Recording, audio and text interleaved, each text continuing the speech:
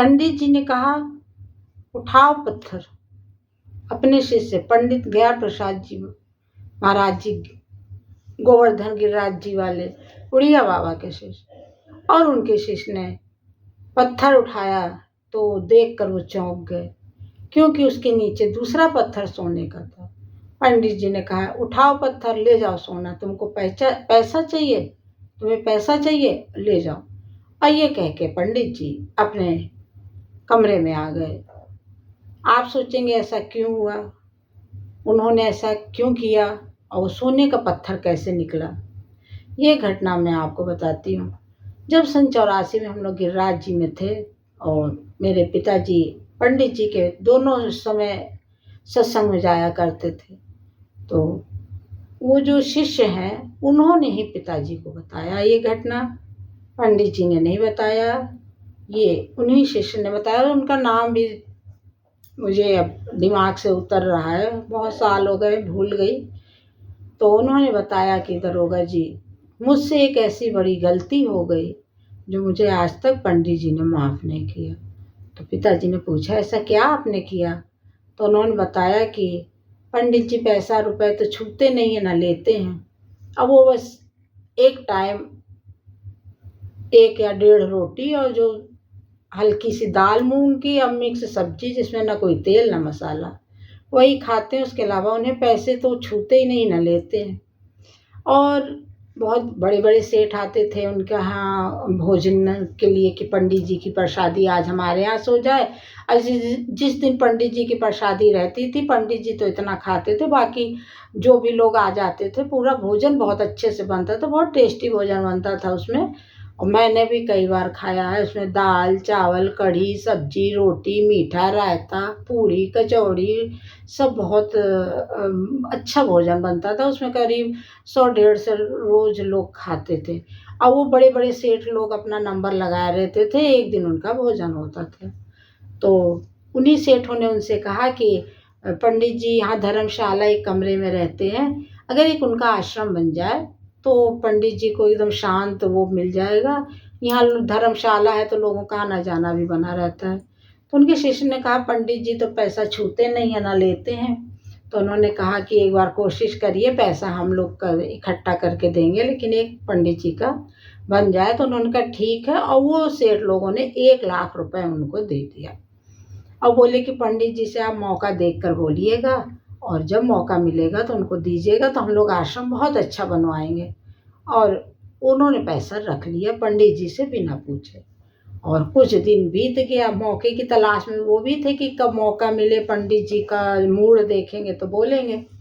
एक दिन क्या हुआ कि ठंड के समय अंगीठी जल रही थी, जहाँ पंडित जी सत्संग करते वहाँ पे बैठ के अंगीठी से हाथ सेक रहे थे। ठंड का समय था। उनके सब 4 शिष्य थे।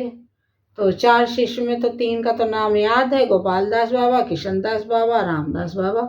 इन्हीं का नाम मेरे दिमाग से उतर गया है कि उनका क्या नाम था। तो कुछ ऐसी चर्चा चली होगी आश्रम की, और उसमें उन्होंने कहा कि आश्रम, किसी ने कहा कि आश्रम जो है, आश्रम बनवाने में बड़ा पैसा लगता है, इतना पैसा कहाँ है कि हम लोग आश्रम बनवाएं और एक अलग जगह रहें। तो बस उन्होंने मौका देखा, कह दिया कि पंडित जी आश्रम तो बन सकता है, बस आप हाँ करिए, आपको आश्रम बनवाने के लिए लोग बहुत हैं। तो उन्होंने उनसे कहा कि पैसा भी तो चाहिए। तो बोले कि पैसा तो मेरे पास है, बस आपकी हाँ की देरी है कहने की। पंडित जी ने कहा, तुम्हारे पास पैसा कहाँ से आया। तो पंडित जी उन्होंने बताया कि फलाने फलाने सेठ बम्बई वाले हमको 1 लाख रुपए दे गए हैं कि आपके लिए आश्रम बन जाए, और आप बस हाँ कर दें। पंडित जी चुप। उन्होंने कहा अच्छा। बोले अच्छा, पैसा पहले पैसा लेके आओ, मैं भी अपने जीवन में इतना पैसा तो देखा नहीं, 100 से ज़्यादा मैंने कभी महीना कमाया नहीं, 1 लाख रुपए की तुम बात कर रहे हो, लेके आओ, मैं भी अपने आँखों से देखूं, मैं भी जरा हाथों से छूऊं। अब वो सोचे कि पंडित जी शायद मान गए और खुशी खुशी गए, और जिस झोले में पैसा रखा था ले आए और सामने रख दिया। और पंडित जी एक एक करके गड्डी निकालने लगे और उसको घुमा घुमा के देखने लगे। कहें, गोपाल दास देखो, 1 लाख रुपए तुमने देखा जीवन में, उन्होंने कहा नहीं। और पहले तो जो लखपति होता था तो उनको बहुत अमीर और बहुत पैसे वाला माना जाता था। तो उन्होंने कहा अच्छा। फिर उन्होंने सारा पैसा निकाला, घुमा फिरा के देखा, फिर कहे चलो आज तुम्हें पैसे की गर्मी से हाथ सिकवाते हैं। और इतना कह के ये गड्डी उन्होंने अंगीठी में डाल दिया। और अंगीठी में डालते ही अब तो वैसे भी सबकी सांस ऊपर नीचे हुई थी। पंडित जी ने पैसा मंगाया और पंडित जी पैसा नहीं छूते तो समझ गए कि कुछ होने वाला है। और उन्होंने एक गड्डी डाली, बोले आओ आओ सब लोग हाथ तापो। तो सब अपना भी हाथ तापे और उन लोगों को भी हाथ तपाए। फिर दूसरी गड्डी डाली, फिर तीसरी गड्डी डाली, और 1 लाख का मतलब 100-100 रुपए का 10 गड्डी हुई। और सारा पैसा उन्होंने स्वाहा कर दिया और हाथ तापे अच्छे से। फिर जो लोग बैठे थे बोले आप लोग यहीं बैठो, मैं भी आता हूँ। और वो उठे और जिन्होंने पैसा दिया था शिष्य ने, उनका हाथ पकड़ लिया, बोले आओ मेरे साथ। और उनको अपने बिल्कुल जहाँ पंडित जी के कमरे के ठीक सामने गिरिराज जी पर्वत है। जैसे पंडित जी का ये कमरे से निकले और ये रोड जिस पे परिक्रमा लगती है सामने गिरिराज जी। और पंडित जी यहाँ से लेके आए हाथ पकड़ के और उनको और गिरिराज जी के पर्वत के सामने खड़ा कर दिए। बोले उठाओ पत्थर, इस पत्थर को उठाओ। और भैया उन्होंने जो है वो उनकी हवा तो खराब ही हो गई थी डर के मारे। और उन्होंने जैसे इतना बड़ा पत्थर उठाया तो नीचे सोने का पत्थर। और बोले कि तुमको पैसा चाहिए, उठा लो ये पत्थर ले जाओ और यहाँ से दफा हो जाओ मेरे पास। और वो उनके पैरों पे गिर गए, बहुत रोने लगे, मुझे माफ़ कर दीजिए, ये सब बहुत चीज़ें उन्होंने कही जो है। लेकिन पंडित जी जो है नहीं, कुछ बोले ही नहीं। बोले जाओ पत्थर लो, चले जाओ। वो भी फिर पंडित जी कमरे चले आए और वो भी वापस आ गए। उसी पत्थर को उठा के उसी के ऊपर रख दिए। और फिर उसके बाद उन्होंने उसको पंडित जी ने उन्हें माफ़ नहीं किया। और ये बात तो पंडित जी ने पिताजी को नहीं बताई, ये बात उन्होंने शिष्य ने बताई जिन्होंने पैसा लिया था। पिताजी जब आते थे तो क्योंकि वो भी बैठते थे, तो आदमी जब बैठता है तो आदमी धीरे धीरे जान जाते। और फिर पिताजी को इसलिए सब लोग जानते थे कि उधर थाना गोवर्धन के थाना अध्यक्ष। और दूसरी बात सबसे बड़ा जो प्लस पॉइंट था कि पंडित जी बहुत मानते थे। और वहाँ के ब्रज के वो बहुत पहुँचे हुए संत, उड़िया बाबा के शिष्य, इतने बड़े संत, वो भी सब पूरे गोवर्धन में चर्चा वैसा बना था कि जो आपकी दरोगा आया है, इंस्पेक्टर आया है, वो पंडित जी का बहुत बड़ा भक्त है, पंडित जी बहुत मानते हैं। तो उसके कारण पिताजी का बहुत नाम हुआ। और दूसरी बात उससे बड़ा नाम मेरी माँ के कारण हुआ। मेरी माँ ने 1 साल में 180 के आसपास परिक्रमा लगाई। ये मैंने पिछले वीडियो में घटना में बताया कैसे हम आई, क्यों लगाया, कैसे हम लोग मथुरा वृंदावन पहुँचे। 1 साल गिरिराज जी के लिए मांगा था, तो 1 साल के बाद हम लोग कैसे चले भी गए।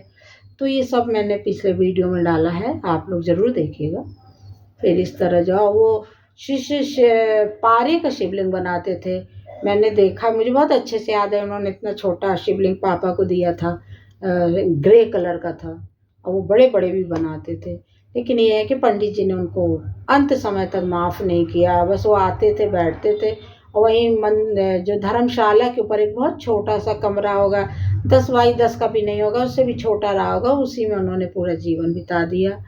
और लेकिन पंडित जी ने जो अपनी जो शिष्य का वो दिया था उन्होंने नहीं किया, दोबारा उनको माफ़ नहीं किया।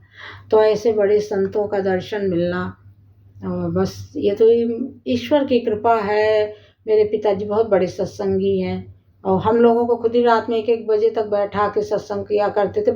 पूजा पाठ के लिए कभी नहीं कहते थे कि पूजा करो, पाठ करो, ये नहीं। लेकिन रात में बैठ के बहुत अच्छी अच्छी बातें बताते थे। मतलब हमेशा महाभारत की, रामायण की, गीता की, यहाँ ये। लेकिन उनको पता नहीं कितना नॉलेज था, मुझे खुद ही नहीं समझ में आता है। और सत्संग तो मुझे घर से ही मिला है। कहते हैं कि जो कुछ संस्कार मिलते हैं घर से ही मिलते हैं। और मेरी माँ के बारे में बताऊंगी तो मेरी माँ तो मेरे पिताजी से बढ़कर बहुत है। मेरी माँ को ये कह सकते हो कि धर्म की मिट्टी से बनी है, उनके कर्मों में धर्म झलकता है, बस इससे ज़्यादा नहीं है। लेकिन उनके बारे में भी बताऊंगी। बहुत चीज़ें ऐसी हैं कि आप सुनेंगे तो आपको बहुत अच्छा लगेगा।